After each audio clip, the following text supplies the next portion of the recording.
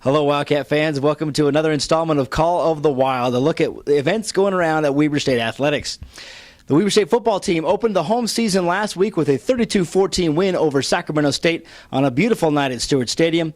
In front of a large crowd, the Wildcats played very well and jumped out to a 15-0 lead at halftime. Juwan Harrison had 3 interceptions, and Josh Makia made 4 field goals, and both of those Wildcats earned Big Sky Player of the Week honors in leading the Wildcats to the win. Weber State women's soccer team took on Loyola Marymount in their final non-conference game of the season. The Wildcats fell 3-2 last Friday at the Wildcats soccer field. Behind goals from Kellen Ashby and Lana Willard, the Wildcats jumped out to a 2-0 lead before the Lions scored 3 straight in the final non-conference game. Weber State women's volleyball team picked up a win over George Mason on Saturday in Colorado in their final non-conference match of the season as well, before Big Sky Conference play begins this week. Also, the women's Wildcat men's golf team competed at the Colorado State Ram Invitational, and the Cats were led by Devin Purser, who finished 16th overall. The women's golf team competed at the Hobble Creek Classic, and Casey Lynn Potu was the top finisher, taking 16th overall. Up next, we'll talk to Jay Hill, the Wildcat football head coach, about Weber State's homecoming win over Sacramento State.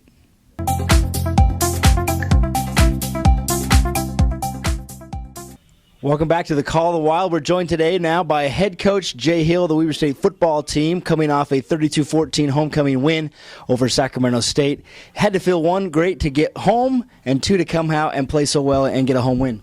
Yeah, no, it was big to get in front of our home crowd. They were awesome. They showed out, tons of fans. It was loud. It was definitely a home field advantage, and our players came out and they thrived on that and the atmosphere, and they just played well right from the get-go, went right down, put points on the board on offense, and the defense just did a great job getting out of drives. You had 2 players of the week, Juwan Harrison and Josh Makia. Talk about both of them and the contributions that they made. Well, I thought that was huge, and I don't know when the last time Weber State had 2 conference players of the week in the same week, but I know that was big for our program, and it showed the way we played. Juwan's plays were huge on defense, got us out of drive, set up the offense with some short fields, and then Josh did just a great job putting points on the board and finishing those offensive drives that maybe stalled out. He still put points on the board, so it was big for our team. This week the Wildcats play Northern Colorado at 1:30 in Greeley. It's the conference opener. Now, you come off a big win. Do you worry about a letdown, or how do you keep the focus now going forward? No, you hope that never happens. The good teams don't. They always play.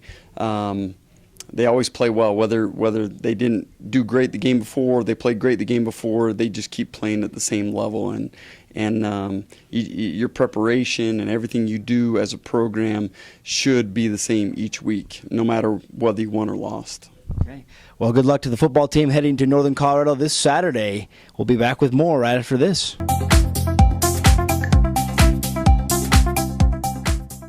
Welcome back, and thanks to Coach Hill for joining us. The Wildcat football team now begins conference play. In fact, 3 of the fall sports begin conference play this week. The Wildcat football, soccer, and volleyball all beginning conference play this week. Weber State football will play at Northern Colorado on Saturday at 1:30 in Greeley, in the first visit that the Cats have made to Greeley in 4 years. That game, of course, also will be on 1430 KLO, as well as WatchBigSky.com. Weber State volleyball begins the season this week at Montana and Idaho State. The Wildcats have 4 wins heading into conference play and will play again at Montana and Idaho State this week. Weber State soccer begins conference play at home this week, hosting Eastern Washington on Friday and hosting Idaho on Sunday, both at Wildcat Soccer Field. The Wildcats have 4 wins as well heading into conference play. Weber State cross-country team has its second meet of the season this week as the Cats head to the Roy Griak Invitational in Minneapolis, the second of 4 meets before the conference tournament begins in October. And it's also the fall schedule for the Weber State tennis and softball teams going on as well. A lot of things going on. Make sure you follow Weber State Sports at WeberStateSports.com and follow us on social media as well. We'll be back with another installment next week of the Call of the Wild. And go Wildcats.